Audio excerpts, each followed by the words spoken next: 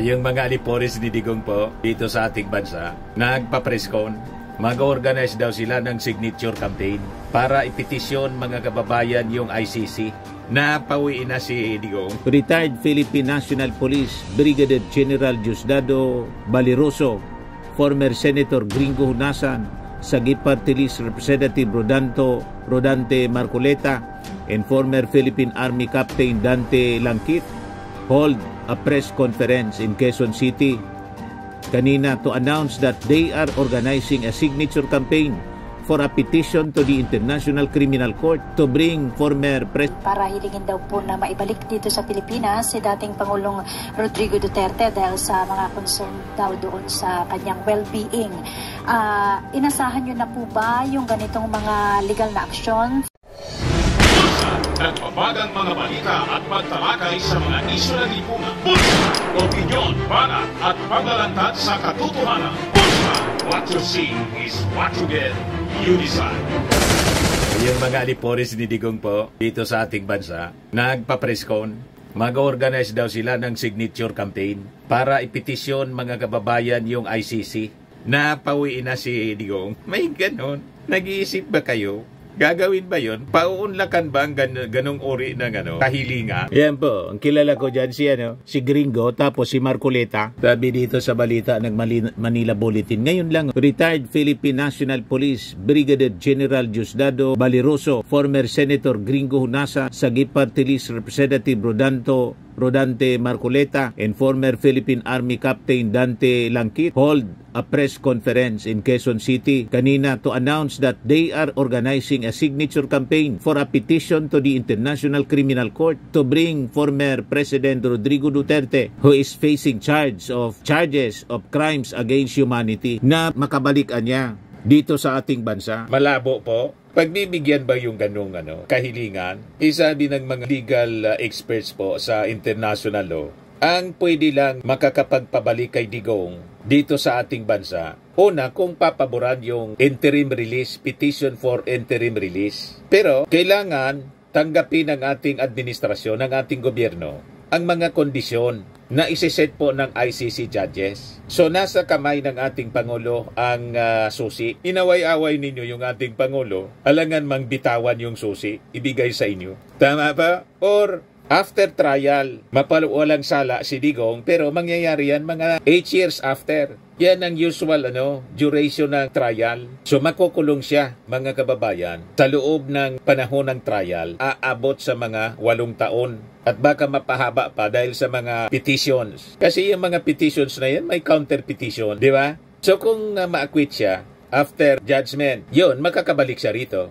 Pag na-convict siya, 30 years to lifetime ang kanyang parusa, wala na, hindi na makakabalik po si Digong dito sa ating bansa. Kaya kung ako sa inyo, manahimik na lang kayo at tayaan ang due process na mamayani. Itong mga ginagawa ninyo, hindi man ito makakatulong, sayang ng inyong mga pagpapagod. Pero sige lang kayo kung yan ang gusto ninyo. Ngayon, yung Palasyo Malacanang mga kababayan, nag-react na rin tungkol dito. Naitanong kasi kanina sa press briefing ni Jose Castro. Pakinggan natin po. Yan po mga kababayan. Paghain ng petisyon sa ICC para hilingin daw po na maibalik dito sa Pilipinas si dating Pangulong Rodrigo Duterte dahil sa mga concern daw doon sa kanyang well-being. Inasahan nyo na po ba yung ganitong mga legal na aksyon from the side of the former president, at kung may plano po ba ang pamahalaan na pigilan ito o gumawa ng legal action din para mapigilan yung ganito? Well, karapatan naman po niya kung anong nais niyang gawin para ipagtanggol ang dating Pangulong Duterte. Pero mas mainam po siguro makipag-usap muna siya sa legal team ni dating Pangulong Duterte, baka hindi naman po siya pansinin sa ICC. Sa part po ng gobyerno, sa part po ng administrasyon, wala po kaming gagawin dahil wala na po tayong responsibilidad, wala po tayong gagawin anuman patungkol po sa legal system, legal procedures ng ICC. Okay, ma'am. O ngayon, naglabas ng statement yung ICC. Ayan po, ICC may consider actions of Duterte camp and bid for interim release, sabi po ng abogado. The ICC may take into account the behavior of former President Rodrigo Duterte's camp and supporters in its deliberation on his interim release. An ICC-listed counsel has said, under Article 58 of the Rome Statute, the court will consider several factors in its decision, including Duterte's voluntary appearance, the risk of obstruction to the investigation, and the possibility of continuing his alleged crimes. Kaya behave kayo. Yang mga petition ninyo, yang mga gagawin ninyo mga rallies, yang mga basing ninyo na ginagawa sa mga ICC judges na kinukuyog ninyo ng pagmumura, magiging base yan sa pagdesisyon ng mga judges kung paintulutan ba ang interim release ni Digong. Ayaw ninyong mag-behave? Sige, ituloy lang ninyo ang inyong pagwawala kasi i-consider ang inyong mga actions. Malamang sa malamang, pag hindi kayo tumino, lalong mabubulok sa kulungan itong si Digong. Ang dahilan niyan, kayo, nagka-contribute yung inyong pag-ugali. Ayaw ninyong mag-behave, lalong manggigigil niyan. May emosyon yung mga judges, siyempre, tulad natin. Sino bang tao ang magugusto na pagmumurahin? Araw-araw pinagmumura, di ba? Pati yung mga judges, pinagmumura na, binabas ninyo. Adi talagang wala. Didiritsoan yan, mga kababayan, baka mapadali pa yung conviction. O ngayon, ito na yung latest tungkol sa kaso ni Digong na crimes against humanity. 181 items. ICC prosecutor discloses evidence to Duterte's defense team. Matindi. The office of the prosecutor has informed the defense of its evidence in the crimes against humanity case against former President Rodrigo Duterte before the International Criminal Court. These items are the material cited in the warrant of arrest for Duterte. The annex listing the items is classified as confidential. Not included are items notified to the chamber in the defense in the prosecution's related applications under Regulation 35 of the Regulation of the Court, for which the disclosure deadline has been extended by the chamber. So sabi dito sa balita, in the warrant of arrest for Duterte, the ICC pretrial chamber said there were reasonable grounds to believe that there was a widespread and systematic attack directed against civilians in the Philippines pursuant to state policy when Duterte was president and pursuant to an organizational policy when he headed the Davao Death Squad. It found reasonable grounds to believe that Duterte is individually responsible as an indirect co-perpetrator in that he used the direct perpetrators of the crimes as tools to commit the crimes. His essential contributions to the alleged crimes, it said, include instructing and authorizing violent acts to be committed against suspected criminals including drug dealers and users, as well as offering financial incentives and promotions to police officers and hitmen to kill the suspects. Recorded po yung mga instruction. Hindi lang yung mainstream media yung naka-record, pati yung PCO noon, yung RTBM, yung PTB4, mismong government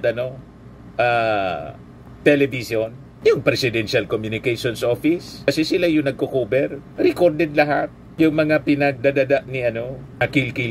Ito yung sample. Fix man mamatay man ako. Hindi ako membro ng Davao Death Squad. Yung isang senador, yan nakaupo dyan, si Senator De La Rosa. Death Squad rin yan.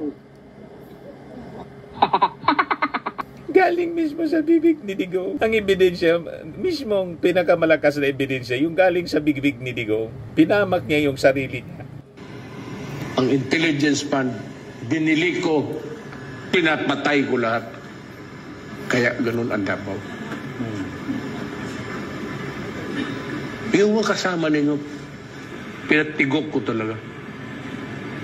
Yun ang totoo. In-emphasize pa niya, yan ang totoo. Parang yung kay Sara Duterte, no joke kanya, no joke. May na niya, may kinausap na niya ako. Tapos biglang bawi. Sila man lang niya nagsabi niyan. Wala man na niya kung sinabing ganyan. Hindi pwede mga ganyan na statement doon sa ICC. Ito yung paliwanag, mga kababayan, ni San Beda Dean. Father Ranillo, isa itong abogado, magaling na abogado. Ang Pilipinas the Philippine government obligated to surrender Duterte to ICC. The government has to do this. because of the doctrine of pacta sunt servanda, which means agreements must be kept. This is an axiom of international law. Without it, no international law is possible. In fact, it is a rule of fundamental human decency. A person who does not honor his agreements cannot be trusted, sabi po ni Aquino. He said that even if the Philippines is no longer a member of the ICC, it is obliged to cooperate with the court with regard to matters that fall within its jurisdiction prior to the effectivity of the country's withdrawal from the Rome Statute. The country is bound by Article 1272 that states that Philippines has to cooperate even after withdrawal with respect to processes involving cases that fall within its jurisdiction. Kaya malabo po yung mga argumento ng defense. Malabo pong paboran ng ICC. Kahit na po ng Supreme Court, malabo. Yan ang sinasabi ng mga legal luminaries, magagaling sa batas. O ngayon, nag-react na po yung alyansa ng Bagong Pilipinas sa desisyon ni Amy Marcos na umalis na po sa alyansa kasi na-offend si Amy Marcos sa pag-aresto mga kababayan ng Interpol, pag-surrender ng ating gobyerno. Kini-question niya yung sovereignty. Hindi niya nagustuhan kaya nagpa-imbestiga siya sa Senado. And because of that, yung ating Pangulong Bongbong Marcos, nilaglag na siya doon sa Cavite rally, tapos sa Laguna. O ngayon, wala nang magagawa si Amy, kundi officially mag-announce na ayaw na niya. Nauna na po na nag-decide yung ating Pangulong Bongbong Marcos na 11 na lang ang alyansa. O ngayon, ito na po yung sabi ni yung campaign manager po ng Alyansa ng Bagong Pilipinas. Ayan o. We respect Senator Amy's decision. We wish her luck in the campaign, sabi po ni Congressman Toby Chanco. Alyansa para sa Bagong Pilipinas. Ayos na? So, mag-isa si Amy Marcos na mag-iikot. Yan kung iboboto siya ng mga DDS. Pag hindi po, imagine, rejected siya ng mga DDS, hindi na din siya iboboto ng mga Marcos loyalist. Lalo na ng mga Pinklawan. May sariling line up yung mga Dilawan. Ang kandidato ng mga Dilawan, si Kiko, tapos si Bam Aquino. At yung mga kalyado nila sa Makabayan. Yun ang mga kandidato ng mga Dilawan. Hindi man makakakuha ng boto doon si Amy Marcos. So, malamang sa malamang, mga kababayan, magpapakulo ng manok na talunan yung mga supporter na natitira ni Amy Marcos. Magpapakulo ng manok, ihigop ng sabaw. Sabaw na masarap ang sabaw na talunan sa political derby ngayong Mayo. Choice niya yon. Pero ang wish ni Toby Chanco, good luck niya.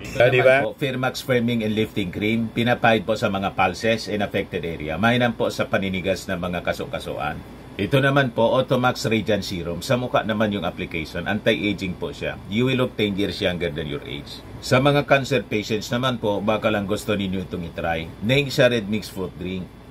Hindi mo po siya gamot, food supplement siya. Kaya lang, gawa siya mga kababayan sa goji berry. Yung goji berry, may anti-cancer properties. O ngayon, yung mga inquiries ninyo, dumiritso na lang kayo sa aming messenger sa Facebook para masagot namin agad. Ayos pa? Ayos na ayos niya, Mr. Maravilla. At sa mga naghanap po ng malinis and spacious fitness gym, pumunta lang po kayo sa aming Colossal Fitness Gym. May Grab car rental din po kami. Ito naman po yung bago naming product na binibenta online. Eye Glow Serum, whitening po siya. Tingnan ninyo yung epekto sa aking anak na architect before and now. Yung mga inquiries po ninyo, dumiretso na lang kayo sa kanyang Facebook account, Riz Maravillas.